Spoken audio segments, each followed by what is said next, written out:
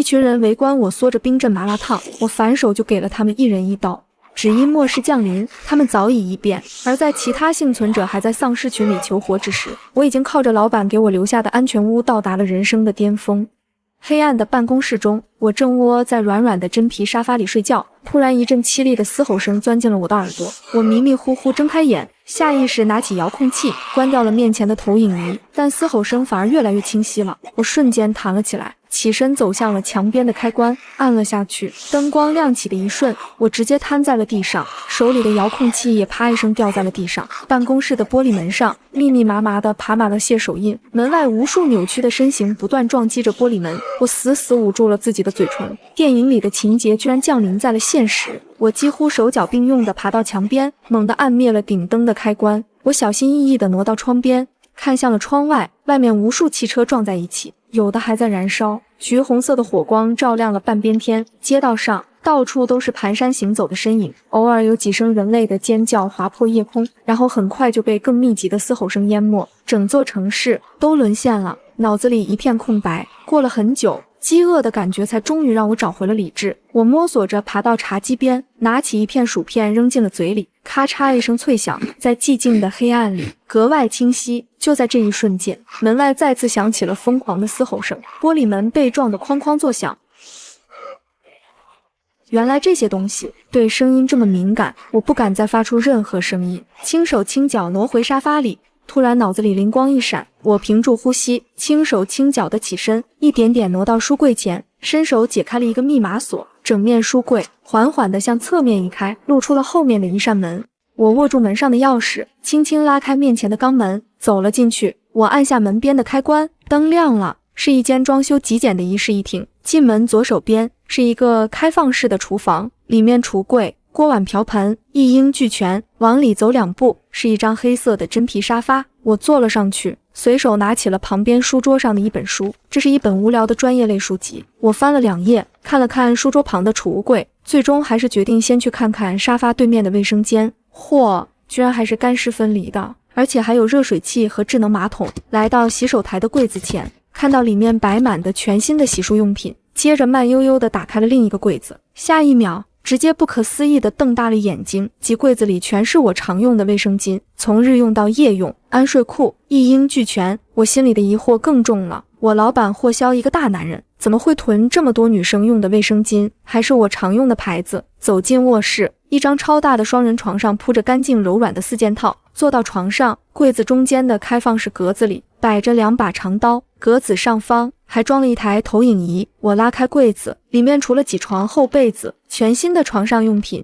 竟然还有满满一柜子的衣服，从贴身的内衣再到户外穿的冲锋衣，全都是我的尺码。我彻底懵了，这根本不像是霍肖的休息室，倒像是专门为我准备的。我转身回到客厅，仔仔细细地检查着这个空间，更大的疑惑涌了上来，这简直就是一个为末世量身打造的坚不可摧的安全堡垒。我靠在柜子上，决定先不去想不明白的事，现在当务之急是先活下来。我环视了一圈，目光最终落在了书桌上的那台电脑上，拉开椅子坐下，打开了电脑桌面上唯一一个图标是摄像头的软件。下一秒，整整24个监控画面，画面里到处都是蹒跚游荡的丧尸，我的心一点点沉了下去。整栋大楼可能真的只剩下我一个活人了。我抹了抹发酸的眼睛，起身重新回到了卧室，目光落在了那2把长刀上，伸手拿起其中一把，向前方空处试了一下。现在我有安全屋、物资、武器，想到这不安的心才终于稍稍放下，起身走进了厨房，打开双开门冰箱，冰箱里塞得满满当当的，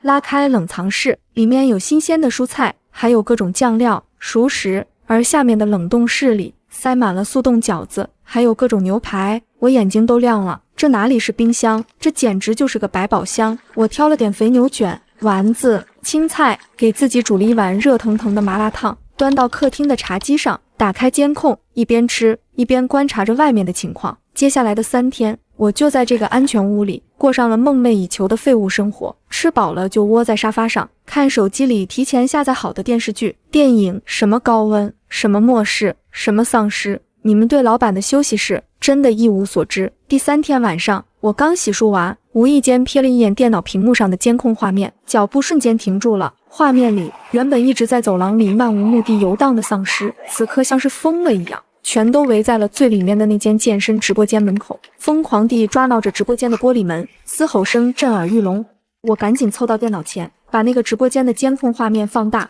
直播间的货架后面躲着一个男人，他手里紧紧攥着一根断裂的钢管，是我的同事阿健。我在心里叹了口气，我救不了他，我现在只要出去就是死，只希望他能活下去吧。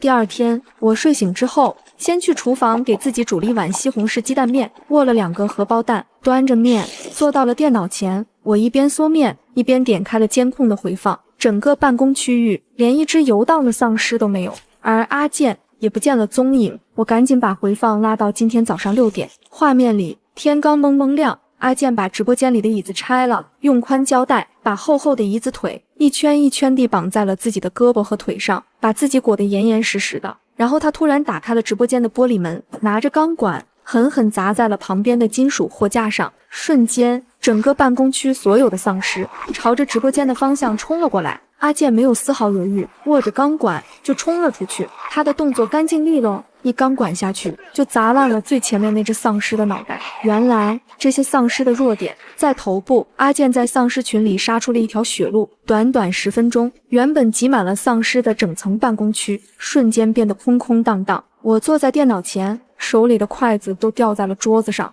心脏不受控制地跳了起来。现在整个办公区的物资都没有人跟我抢了。安全屋里的物资虽然不少，但冰箱里的新鲜蔬菜和冷冻食品也撑不过1个月，面我也不吃了。起身就冲进了卧室，从柜子里抽出了那把长刀。我深吸了一口气，先走到肛门旁边，屏住呼吸，听了听外面的动静，又再次检查了一下电脑上的监控，确认安全之后，直接打开了门。一股滚烫的热浪瞬间扑面而来，夹杂着一股浓烈的腐烂的腥臭味，这温度绝对不正常。我强忍着恶心，握紧了手里的长刀。虽然监控里显示没有丧尸，但谁也不能保证没有漏网之鱼。我一路猫着腰，小心翼翼地往前走着。我们公司是做全品类直播的，直播间覆盖了食品、家居、服饰、美妆、户外等10几个品类，每个直播间都有大量的样品库存。我直接冲向了直播间的货架，一把将牛肉干、薯片、饼干、坚果，还有各种瓶装水，凡是我能看到的，整箱整箱的往手推车上搬，装满一车就推着车往货销的办公室运。我来来回回跑了10几趟，把食品直播间里能放得住的零食全都搬空了。紧接着是生活用品直播间，我将直播间内的卫生纸还有各种洗漱用品也全部搬走了。然后是服饰直播间，我直接搬了2大箱。户外直播间的帐篷、睡袋、手电筒、多功能刀具、急救包一点没剩，全搬回了办公室。等把这些直播间的核心物资都搬得差不多了，我才推着车来到了公司的大仓库门口。这是最后一个地方了。我深吸了一口气，我紧了紧手上的武器，正准备开门时，突然感到有什么东西浮上了我的脖子。我瞳孔骤缩，慢慢地摸向了脖子，原来只是汗水。我是不是紧张过度了？自己吓自己。我重新定了定神，打开了仓库的门。仓库里整整齐齐地码着各种货品，4个大冰柜就摆在仓库的角落，插着备用电源，竟然还在运转。我先走到仓库门口的温度计旁边，上面的数字赫然显示着45摄氏度。我倒吸了一口凉气，室内都已经45摄氏度了，室外的温度只会更高。难道丧尸爆发的同时，还伴随着全球性的极端高温天气？我压下心里的不安，抓紧时间开始搬仓库里的物资。先把4个冰柜里的冷冻食品全都转移到了其中一个冰柜里，然后找了仓库里的干冰，塞满了冰柜的缝隙，然后用撬棍和手推车一点点把这个装满了冷冻食品的冰柜往办公室挪。紧接着我又搬了几10箱压缩饼干、罐头、饮用水，这些都是能长期存放的硬通货。仓库里的东西实在太多了，搬了整整1下午，也只搬了一小部分。安全屋的空间有限，客厅、卧室甚至卫生间的角落都被我堆满了物资，实在塞不下了，我才只能忍痛放弃了剩下的搬回来的这些东西，省着点吃，足够我一个人生活好几年了。最后我推着车停在了办公区的一个工位前，伸手拉开工位抽屉，里面塞满了各种进口巧克力、糖果、饼干、薯片。我毫不客气地把柜子里、抽屉里的所有零食全都搬空了，一点没剩。等把所有的物资都搬进安全屋，收拾妥当，已经是傍晚了。我关上肛门，把书柜复位，脱掉了一身汗湿的衣服，冲进卫生间，洗了个热水澡，然后换上了舒服的睡衣，窝在沙发里，打开了一瓶冰镇可乐，嘴里嚼着刚从李曼工位上顺来的进口巧克力，我长长的舒了一口气，再也不用为生存发愁了。只是我没想到，安稳的日子并没有持续多久，日子一天天过去，外面的温度还在疯狂地飙升，整个办公区都弥漫着一股浓郁的令人作呕的腐臭味，哪怕隔着厚厚的肛门和新风系统，还是能闻到一丝淡淡的腥臭味。地面上的血迹已经被高温烤成了暗黑色的痂，那些丧尸应该早就腐烂液化，动不了了。可监控画面里的情况却完全超出了我的预料，那些丧尸，他们依旧能行动，依旧能嘶吼，只是高温似乎也影响到了他们，他们的行动变得比之前迟缓了很多，反应也慢了，大部分时间都躲在没有阳光的直播间和楼梯间里，一动不动，像是进入了休眠状态。只有听到动静，闻到血腥味的时候，才会再次变得狂躁起来。这一周里，我彻底摸清了丧尸的习性，他们没有视觉，全靠听觉和嗅觉感知活人的存在，对声音和新鲜的血腥味有着近乎疯狂的执念。他们的弱点只有头部，只要打爆他们的脑袋，破坏掉脑组织，他们就会彻底失去行动能力，再也动不了了。如果长时间没有活人的刺激，没有声音和血腥味的吸引，他们就会进入静息状态，一动不动，待在原地，哪怕有活人的气息从很远的地方飘过来，他们也不会有太大的反应。那天晚上，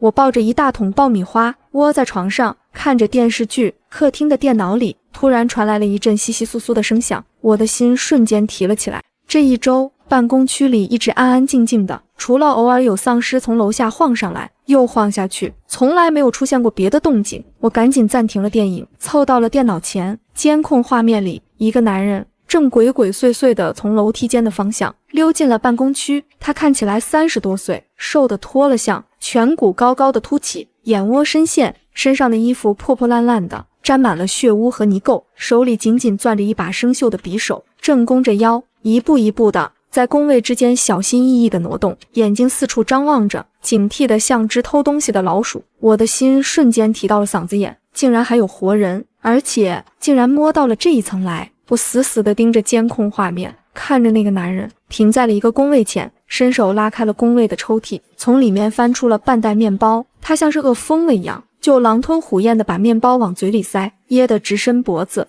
他吃完了抽屉里所有能吃的东西，又喝了半瓶不知道在哪个工位上找到的矿泉水，摸了摸鼓囊囊的肚子，瘫坐在椅子上休息了不到10分钟，男人就站了起来，开始在办公区里肆无忌惮地翻找起来。他拉开了每一个工位的抽屉，打开了每一间直播间的门，把里面能吃的能用的东西全都翻了出来，堆在了一起。办公区里剩下的东西本来就不少，没一会儿，他找出来的零食、饮用水、生活用品就堆成了一座小山。以他现在的状态，绝对会把仓库里的东西洗劫一空。不行，我不能坐以待毙。我咬了咬牙，转身冲进卧室，从柜子里抽出了那把长刀，握在了手里。我握紧了刀，走到肛门旁边，准备开门冲出去。可就在这时，监控画面里的男人扑通一声跪倒在了地上，右手死死地捂着自己的右腹部，发出了痛苦的哀嚎声。我停下了动作，男人的腰间有一大片暗黑色的污渍，他被丧尸抓伤了。监控画面里，男人的哀嚎声越来越弱，瞳孔变得浑浊，皮肤以肉眼可见的速度。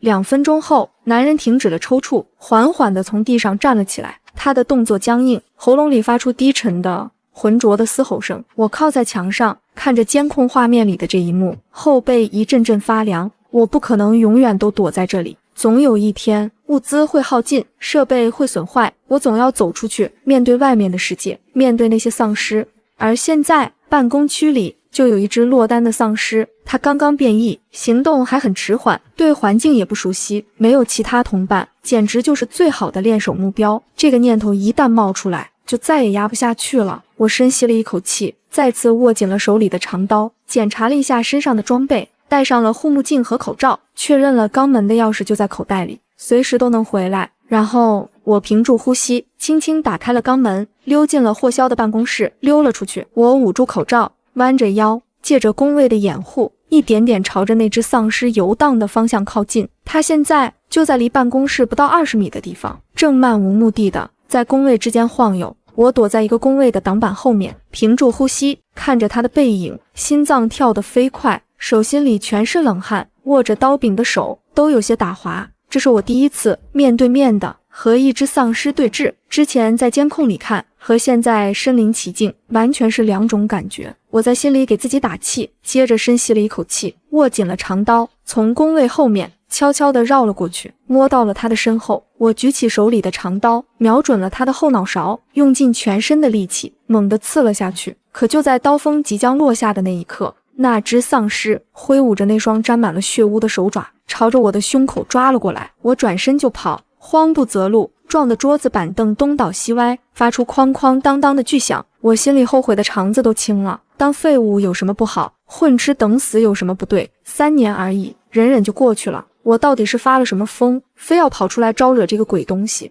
眼看他就要追上来了，我猛地停下脚步，转过身，握紧了手里的长刀，趁着他扑过来的瞬间，用尽全身的力气横着挥了出去。丧尸被这一刀的力道推得后退了半步，却像是完全感觉不到疼痛一样，朝着我抓过来。我吓得转身就跑，以这辈子最快的速度冲回了霍肖的办公室，反手关上了门。哐当一声巨响，丧尸撞在了办公室的门上，玻璃门被撞得剧烈晃动起来。我靠在门后的办公桌上，大口大口地喘着气，手里的长刀哐当一声掉在了地上，太可怕了。我缓了好半天，才终于平复下来，走到监控前，看着那只还在疯狂撞门的丧尸，心里一阵后怕。我盯着监控画面，看着他的动作，看了很久，才终于反应过来，他没有视觉，但是他有听觉。我刚才举刀的时候，呼吸乱了，心跳也快了，他应该是听到了我的呼吸声和心跳声，才察觉到了我的存在。我坐在电脑前，看着那只丧尸，心里的挫败感铺天盖地的涌了过来。亏我还觉得自己很厉害，结果连一只刚变异的丧尸都搞不定。那只丧尸在办公室门口撞了10几分钟，发现撞不开门，也听不到里面的动静了，就慢慢停了下来，继续在办公区里漫无目的的游荡起来。接下来的几天，我每天都盯着监控，观察着他的行动，想找出他的规律，也想找出自己的问题。我发现他的行动其实很有规律，只会沿着固定的路线游荡，反应也很慢，只要不发出声音，不留下血腥味，他根本察觉不到活人的存在。而我上次失败，根本不是因为我不行，而是因为我太慌了，太急了，没有摸清他的规律，就贸然出手，自己乱了阵脚。想通了这一点，我反而平静了下来。躲是躲不掉的，总有一天我要面对这些东西。一次失败不算什么，我可以练。我把客厅的沙发挪到了一边，腾出了一大片空地，找出了手机里之前私教老师发给我的刀法课程视频，还有体能训练的教程。我给自己制定了一个严格的训练计划，每天早上起床先练1个小时的体能，俯卧撑、深蹲、平板支撑，一点点提升自己的耐力和力量。下午练2个小时的刀法，晚上就盯着监控，观察丧尸的行动规律，分析他们的弱点，模拟应对的方法。就这样，日子一天天过去，转眼之间，末世爆发，已经2个月了。2个月的时间，外面的温度一直稳定在65摄氏度，而那只变异的男人，不知道什么时候游荡到了最里面的美妆直播间里，被货架卡住了身子，出不来了。我趁着这个机会，悄悄溜出去，把仓库的门用货架和纸箱严严实实的伪装了起来。不仔细看，根本看不出来那里曾经有一扇门，毕竟谁也不能保证后面还会不会有其他的活人闯到这一层来。防人之心不可无，尤其是在这个末世里，有时候人心比丧尸更可怕。这2个月的训练也让我发生了翻天覆地的变化，我的体能好了很多，马甲线都练出来了，胳膊上也有了结实的肌肉，刀法更是练得炉火纯青，劈、砍、刺、挑，每一招都干净利落。中间我还趁着那只丧尸被卡住的机会，悄悄溜出去，清理了2只从楼下晃上来的落单丧尸。第一次我还有点慌，虽然一刀就打爆了丧尸的脑袋，但还是出了一身冷汗。第2次我就已经很冷静了，屏住呼吸，绕到丧尸身后，找准时机，一刀毙命，干净利落，连多余的动作都没有。我终于明白，那些丧尸其实并不可怕，只要你足够冷静，足够谨慎，找准他们的弱点，就能轻松地解决掉他们。这天中午，外面的太阳正烈，温度也是一天中最高的时候。我给自己做了一碗冰镇冷面，面条爽滑劲道，汤汁酸甜冰爽，配上黄瓜丝、泡菜和溏心蛋，在这个65°C高温的末世里，简直就是人间绝味。我端着冷面坐在电脑前，一边嗦面一边看着监控里的情况，这已经成了我的习惯。每天吃饭的时候都要把整层楼的监控看一遍，确认没有异常。可就在我把最后一口面吃完，准备关掉监控去洗碗的时候，监控画面里突然传来了一阵剧烈的打砸声，紧接着是楼梯间的防火门被人一脚踹开的巨响。我手里的碗瞬间放在了桌子上，身体瞬间绷紧，死死地盯着监控画面。2个月了，整整2个月，除了那个变异的男人，再也没有任何活人闯到这一层来过。现在竟然有人来了！我屏住呼吸，把楼梯间门口的监控画面放到最大。画面里，一个瘦骨嶙峋的老男人率先走了进来，他手里握着一把卷了刃的匕首，眼神警惕地扫视着整个办公区。他在门口站了足足10分钟，确认里面没有动静，没有丧尸冲出来，才朝着身后挥了挥手。紧接着，一个女人被人从后面推了进来，她看起来50多岁，头发花白，身上的衣服破破烂烂的，脸上满是惊恐和疲惫，一进来就赶紧跑到了那个老男人的身后。外面的人确认里面没有危险之后，才开始鱼贯而入。后面进来的有5男2女，算上最先进来的老男人和那个女人，一共6男3女，9个人。他们进来之后，没有像之前那个男人一样急着去翻找物资，而是迅速地围成了一个圈，背靠着背，警惕地扫视着整个办公区，动作整齐划一，一看就是有经验的末世幸存者。为首的是一个身材高大的壮汉，他虽然也瘦，但比其他人要结实得多，露在外面的胳膊上布满了疤痕，手里握着一把开山刀，刀刃上还沾着干涸的血污，眼神凶狠，一看就不好惹。他快速地吩咐了几句，剩下的人立刻行动起来，搭建起了一个简易的安全堡垒。整个过程没有发出一点多余的动静。我坐在电脑前，手心里全是冷汗，心脏跳得飞快。这9个人一看就不是善茬，他们有武器，有组织，有末世生存的经验，战斗力绝对不是之前那个瘦男人能比的。而且他们人多势众，一旦被他们发现我的存在，发现这个安全屋，我绝对不是他们的对手。我点开离他们最近的那个监控摄像头，把画面放到最大，仔细地打量着他们。看着看着，我突然觉得其中几个人越看越眼熟。就在这时，那个壮汉拍了拍身边一个男人的肩膀，他的声音沙哑，透过监控的收音清晰地传了过来：阿健，这次真的多亏了你，你放心，等找到了物资，兄弟绝对不会亏待你。阿健这个名字像一道闪电，瞬间劈进了我的脑子里。我猛地瞪大了眼睛，死死地盯着那个被叫做阿健的男人。他瘦了很多，之前那身结实的腱子肉已经瘦得只剩下了一层皮，脸上布满了疤痕和胡茬，头发乱糟糟的，眼神里也没了之前的温柔，只剩下了麻木和警惕。难怪我一开始觉得眼熟，却没认出来，他就是2个月前孤身一人把整层楼的丧尸都引走的那个健身主播阿健。我之前还以为他冲出去之后肯定活不下来，没想到他竟然真的活下来了，还带了一队人回到了这里。我记得他之前在直播间里提过，他有个男朋友是开健身房的，2个人都是健身狂魔，平时一起训练，一起直播，身边还有一群一起健身的兄弟。末世爆发，物资短缺，活下去都很难，更别说吃饱饭维持肌肉了。难怪他们一个个都瘦得脱了相，就连那个壮汉，说是壮汉，其实也就比其他人稍微结实一点而已。我继续盯着画面，打量着剩下的几个人，越看心里越惊。那个最先进来的老男人和那个躲在他身后的女人，我竟然也认识，那不是我的亲生父母吗？还有那个因为在另一个年轻男人身边，头发乱糟糟，脸上却依旧带着娇柔做作的表情的年轻女人，不是那个假千金程柔又是谁？我瞬间愣住了，真是离谱他妈给离谱开门，离谱到家了。末世爆发2个多月，我躲在这个安全屋里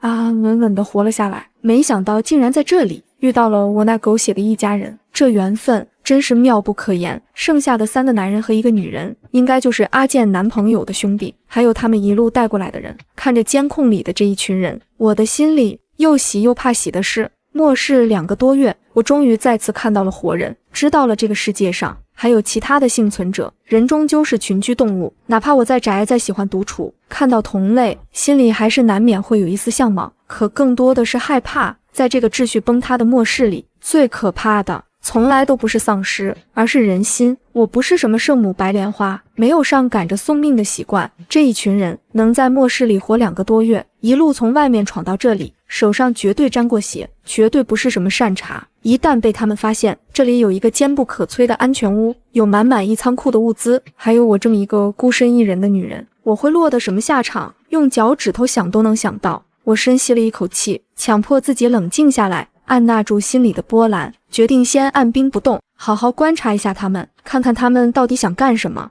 阿健是我们公司的人，他在这里工作了好几年，绝对知道仓库的存在。他带着人回到这里，目的绝对就是仓库里的那些物资。如果被他发现仓库的门被人伪装过，他绝对会立刻意识到这一层里还有其他的活人，到那个时候我就危险了。我坐在电脑前，眼睛一眨不眨地盯着监控画面，连呼吸都放轻了。就在我犹豫着该怎么应对他们的时候，那个壮汉已经部署好了任务，他让阿健和他自己留在临时搭建的安全区里守着，剩下的人2个人一组，分成3组去搜寻整个办公区的物资。我看到这里，立刻起身冲进卧室，把那把长刀握在了手里。如果他们敢靠近仓库，敢发现我的藏身之处，那我也绝对不会坐以待毙，大不了就拼得你死我活。我握着刀回到电脑前，死死地盯着监控画面里的那3组人。其中2组人在外面的办公区里翻找着，动作很小心，一边翻找一边警惕地观察着周围的环境，时不时的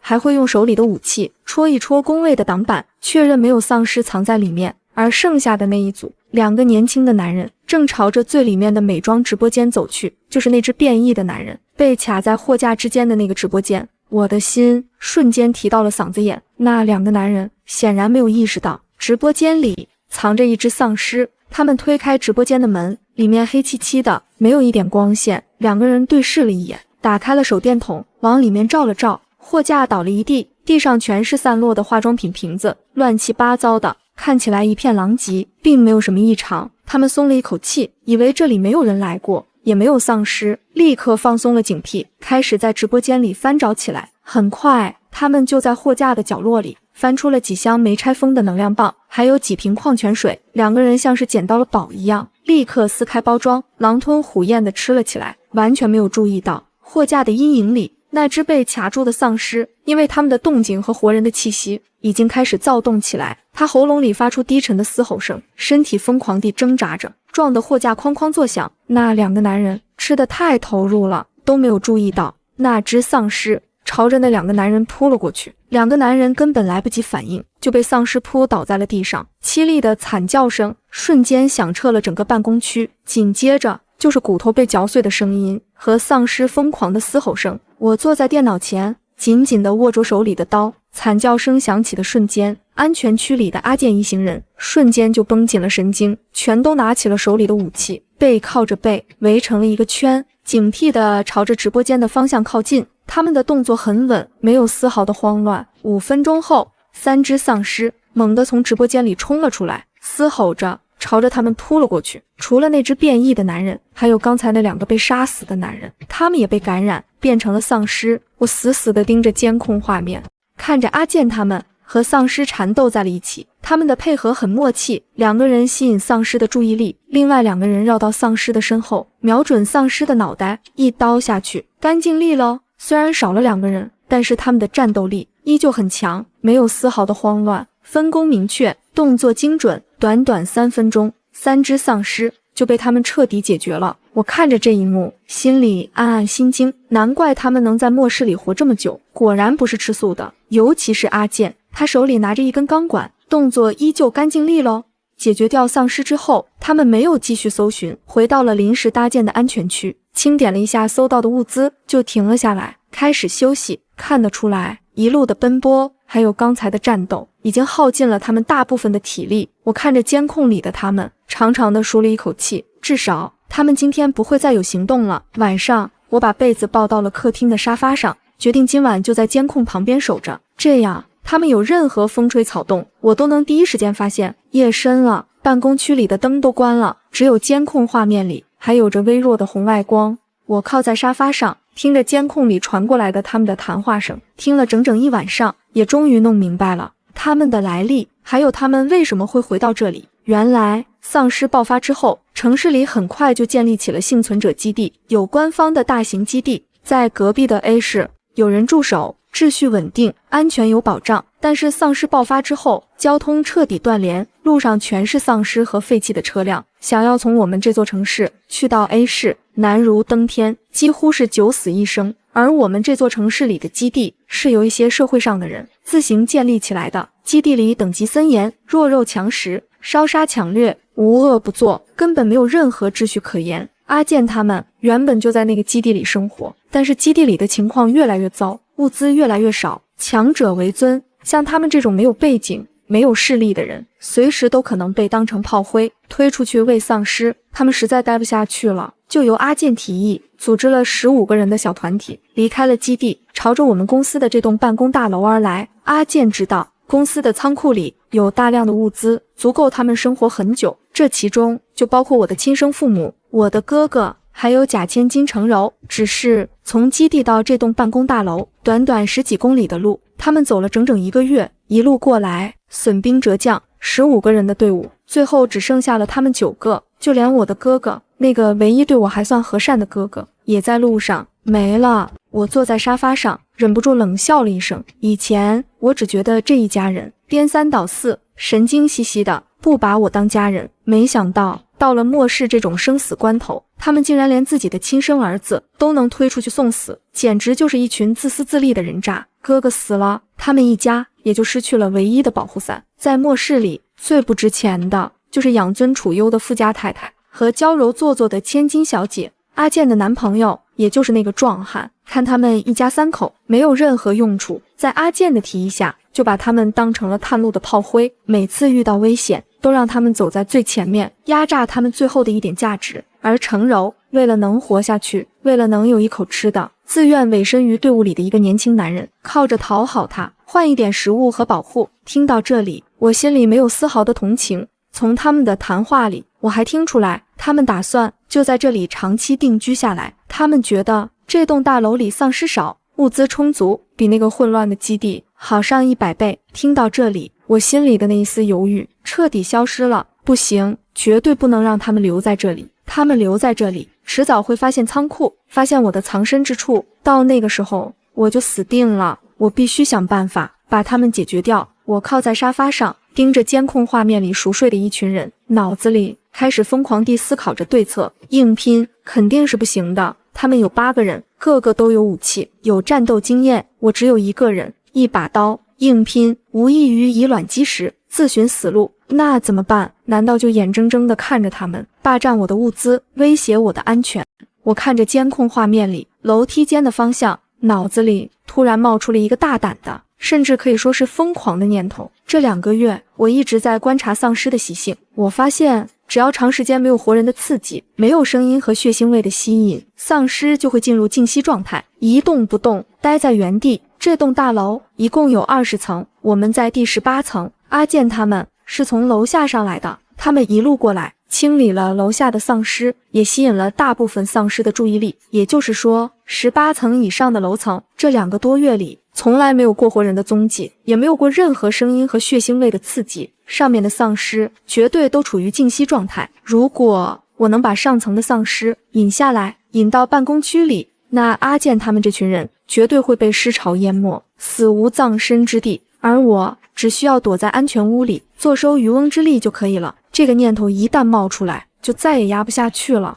我知道这个计划很冒险，一旦出了任何差错，丧尸失控冲进来撞破了办公室的门，甚至撞开了肛门，那我也会跟着一起死。但是如果不实施这个计划，坐以待毙，等阿健他们找到我，我也不会有什么好下场，左右都是一死。不如拼一把，赢了我就能彻底解决掉这个威胁，继续安安稳稳地活下去。输了大不了就是一死，总比落在他们手里受尽折磨再死要好得多。说干就干，我立刻起身开始准备。我先是找出了一个干净的布袋子，然后从冰箱里拿出了之前冻起来的那只被我杀死的丧尸的血，之前我杀了那2只落单的丧尸，特意收集了一点他们的血，冻在了冰箱里，就是想着万一哪天能用得上。没想到现在真的派上了用场，我还拿出了一把小刀，咬着牙在自己的手指上划了一个小小的口子，挤了几滴新鲜的人血混在了丧尸血里。新鲜的活人血对丧尸的吸引力是最大的。我把混了人血的丧尸血倒在了几块干净的布条上，把布条浸湿，然后装进了布袋子里。紧接着我换了一身贴身的耐磨的运动服，穿上了防滑的登山靴，把长刀别在腰上，戴上了护目镜和口罩，活动了一下四肢，让身体保持在最灵活的状态。我看了一眼监控，凌晨3点半，正是人最困的时候。守夜的那个男人依旧靠在墙上，睡得很沉。安全区里的其他人也都睡得死死的，没有一个人醒着。办公区里安安静静的，只有他们此起彼伏的呼噜声。机会来了，我深吸了一口气，屏住呼吸，轻轻打开了肛门，溜进了霍霄的办公室，然后又小心翼翼的打开了办公室的门，溜了出去。幸好他们今天为了搭建安全区，把大部分的工位和桌子都搬到了办公区的中间，两边的通道空出来了很多。我沿着墙边弯着腰，脚步放得极轻，像一只猫一样，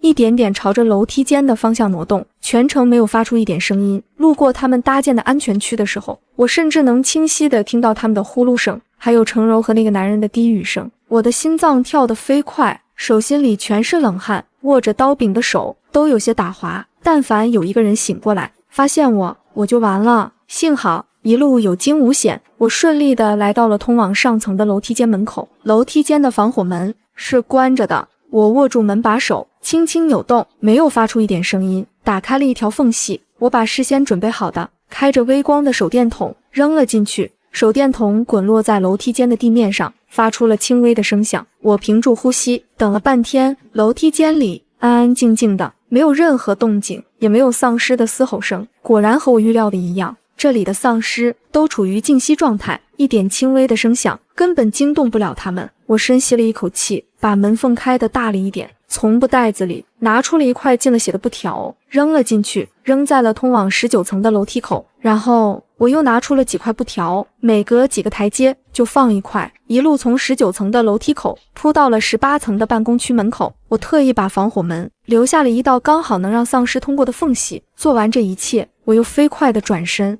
沿着原路溜到了公司的大门门口，把最后一块浸了血的布条放在了大门门口，这样就算有丧尸从楼下上来，也会被血腥味吸引，冲进办公区里。就在这时，我耳边已经听到了楼梯间里传来了低沉的嘶吼声，还有丧尸僵硬的脚步声，正一点点朝着楼下走来。他们被血腥味激活了，我不敢再停留，转身就跑，以最快的速度冲回了霍霄的办公室，反手关上了门，然后用最快的速度回到了安全屋里，关上了肛门，把书柜复位。整个过程前后不超过10分钟。我靠在肛门后面，浑身都被冷汗浸湿了，大口大口地喘着气，腿软得几乎站不住，太紧张了。今晚这个计划，但凡我估计错了一点，但凡我发出了一点动静，被他们发现，我都没有活下去的可能。幸好我赌对了。当然有得必有失，把丧尸引进来，我确实能解决掉阿健他们这群威胁，但是仓库里的那些物资大概率是保不住了。以后我只能更省吃俭用一些，靠着安全屋里的这些物资撑下去了。这一晚，我裹着被子窝在沙发上，一夜未眠，眼睛一眨不眨地盯着监控画面，手里紧紧地握着那把长刀，随时准备应对突发情况。监控里的动静并没有持续很久，凌晨4点，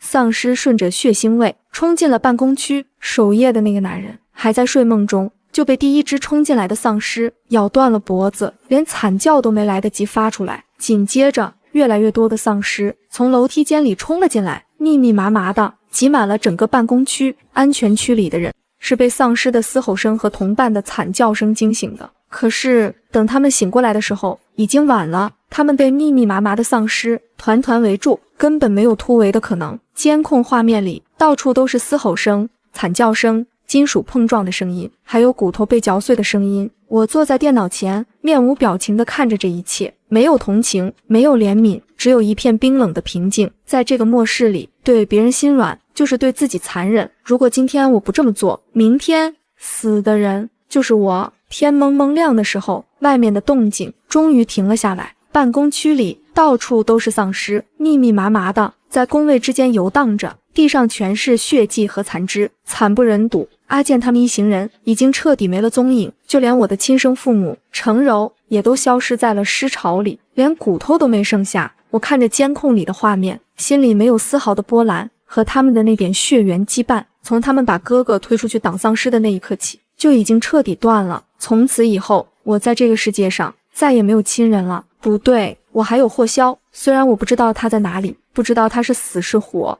但是他给了我这个安全屋，给了我活下去的机会。他是我在这个世界上唯一的念想了。天亮之后，我才迷迷糊糊地睡了过去，或许是斩断了和那一家人最后的一点联系。我做了很多梦，梦里光怪陆离，梦见了乡下的外婆家，梦见了小时候和隔壁或哥哥一起爬树掏鸟窝，梦见了被接回豪门之后那些窒息的日子。梦里的最后一幕是霍霄，是我第一次见到他的那个晚上，他撑着黑色的伞，站在路灯下，琥珀色的眼睛里满是复杂的情绪，看着我，轻声说：“跟我走。”下午我是被醒的，醒来之后脑袋还有点昏沉，我平躺在沙发上，瞪着天花板，回想着梦里的画面，总觉得有什么东西被我遗忘了。关于霍霄，关于小时候的霍哥哥，有什么东西我应该想起来，却始终想不起来。我甩了甩头，不再想那些没用的，起身走到电脑前，看向监控画面，办公区里依旧挤满了丧尸。我拿起了那把长刀，把客厅里的东西都收拾到了一边，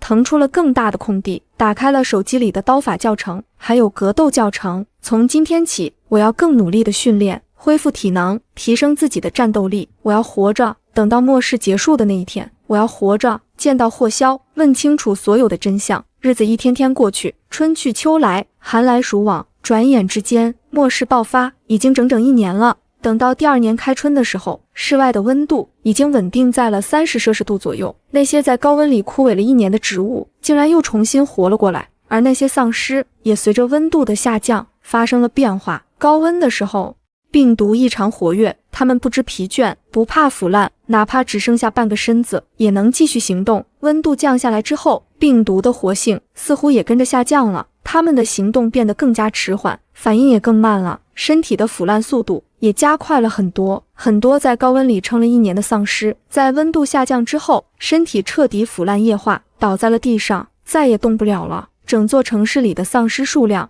在肉眼可见的减少。这1年里，我无数次走出安全屋，走出这层办公区，甚至走遍了整栋办公大楼。我清理了大楼里剩下的丧尸，我甚至还修好了大楼里的备用发电机，在顶楼的天台上重新安装了更多的太阳能板，让安全屋的电力供应再也没有了后顾之忧。整整1年，我没有和任何一个活人说过话，没有见过任何一个同类。有时候，我甚至会忘记说话是什么感觉。我会对着监控里的丧尸说话，对着冰箱里的食物说话，对着空气说话，像个神经病一样。每当这个时候，我就会想起霍霄，想起他给我打造的这个安全屋，想起他琥珀色的眼睛，想起他说的那句跟我走。我越来越确定，他绝对早就知道末世会爆发，这个安全屋就是他专门为我打造的。可是他到底在哪里？他还活着吗？为什么整整1年了，他都没有回来，没有联系过我？这天傍晚，我正在厨房里做晚餐，冰箱里还有新鲜的五花肉。我给自己做了一份麻辣香锅，配了一碗冰镇酸梅汤，满满一大锅，里面有肉有菜，香气扑鼻。我端着麻辣香锅，刚坐到餐桌前，准备大快朵颐，客厅的电脑里突然传来了一阵刺耳的枪响，我的心瞬间提到了嗓子眼，手里的筷子啪的一声放在了桌子上。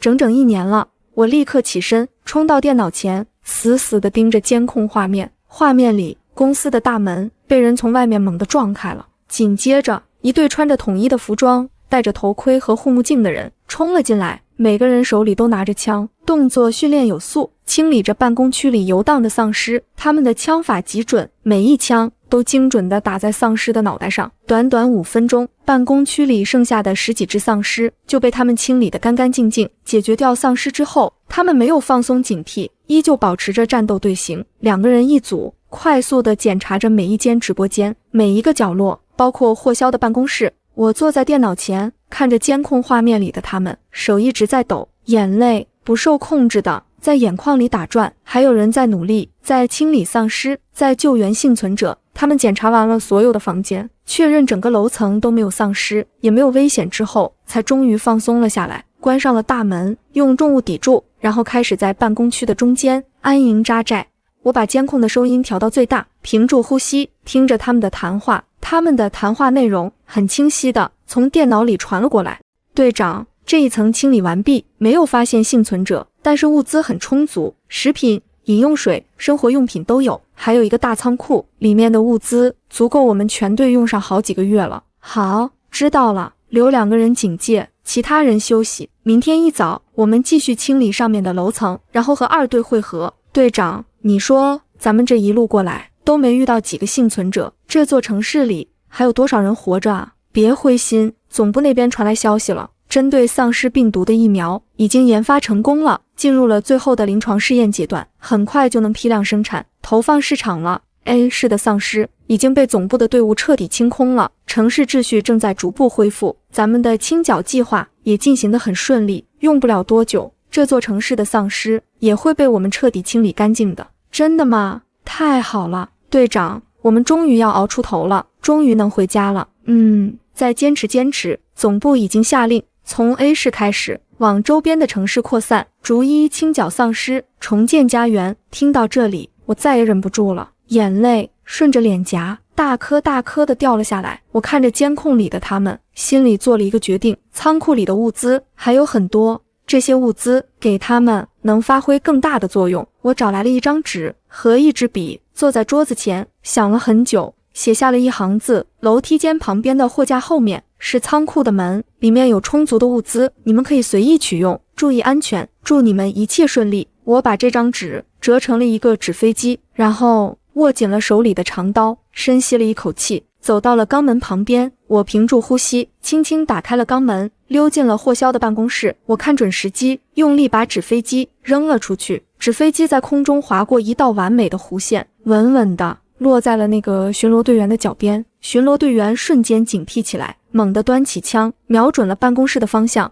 厉声喝道：谁出来！我吓得瞬间缩回了门后，幸好那个队员没有贸然冲过来，他警惕地盯着办公室的方向，看了很久，确认没有动静，才缓缓地弯下腰，捡起了地上的纸飞机，打开看了一眼，他立刻转身，快步朝着营地的方向跑了过去，把纸条递给了那个坐在地上休息的队长。我快步回到安全屋里，凑到电脑前，死死地盯着监控画面。画面里那个队长接过了纸条，看完之后沉默了很久，他抬起头环顾了一圈整个办公区，最后目光落在了头顶的监控摄像头上。我坐在电脑前，隔着监控屏幕和他对视着，我的心瞬间提到了嗓子眼。他只是站在那里，对着监控的方向缓缓地抬起了左手，敬了一个标准的礼。几分钟后，那个队长放下了手，对着身边的队员吩咐了几句，队员们立刻行动起来，找到了仓库的门，打开了仓库，看着仓库里满满当当的物资，队员们都惊呆了，脸上露出了难以置信的惊喜。他们没有把仓库里的物资全部搬空，只是拿走了一部分他们急需的食物、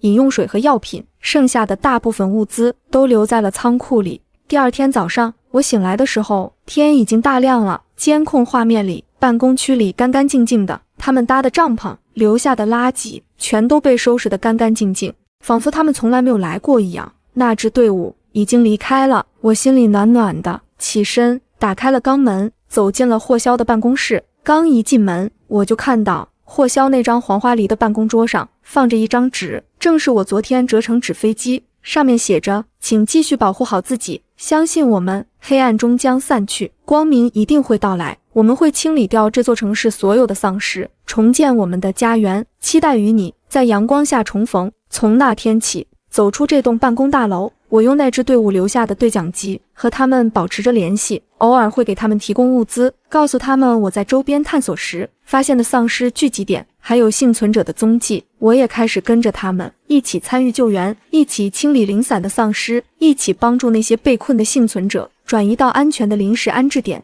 我终于不再是一个人了，我认识了很多新的朋友，很多和我一样在末世里挣扎着活下来的幸存者，还有很多像那支队伍一样为了重建家园而拼命努力的人。我终于明白，人为什么是群居动物，在这样的绝境里，同类的陪伴，彼此的扶持，才是支撑着我们走下去的最大的力量。日子一天天过去，好消息也一个接一个的传来，丧尸病毒的疫苗正式通过了临床试验，开始批量生产，朝着各个城市投放。只要注射了疫苗，就不会再被丧尸病毒感染。同时，全国范围内的丧尸清剿计划也进行得异常顺利，一座又一座的城市被清理干净，重新恢复了秩序。越来越多的幸存者被找到、被救援、被安置，希望就像是春天里的野草，在每个人的心里疯狂地生长着。大年30的晚上，我在安全屋里煮了一大锅饺子，白菜猪肉馅的。我身后突然传来了咔嗒一声轻响，是书柜移动的声音，是肛门被打开的声音。我的身体瞬间绷紧，猛地转过身，手里下意识地握紧了桌子上的水果刀，然后我就看到了那个